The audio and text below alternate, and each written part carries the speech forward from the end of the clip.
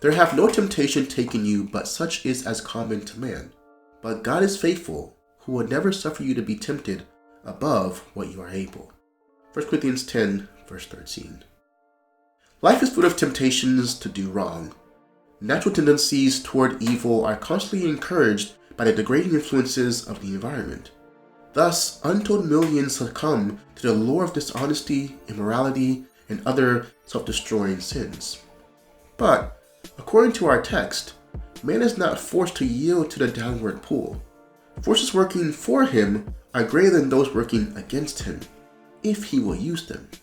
So what are these forces? One most important of these protections against temptation is conscience.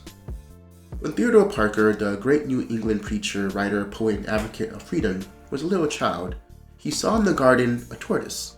He lifted his hand to strike it. But something suddenly checked his arm, and he heard a voice from within him say, "It is wrong." When he went back to his house and asked his mother who it was that said that it was wrong to strike the turtle, taking him up in her arms, his mother said to him, "Some men call it conscience, but I prefer to call it the voice of God in the soul of man. If you listen and obey it, then it will speak clearer and clearer and will always guide you right. But if you turn a deaf ear and disobey, then it will fade out little by little and leave you in the dark without a guide." Your life depends on hearing this voice. Now, it is true that conscience can be warped, so it may not always be a safe guide. However, the sense of right and wrong has been given to man as a defense against temptation.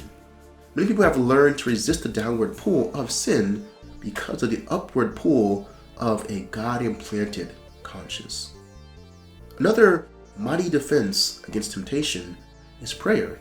For a person who has formed the habit of talking to God, a few moments of prayer in a crisis may save years of regret and remorse.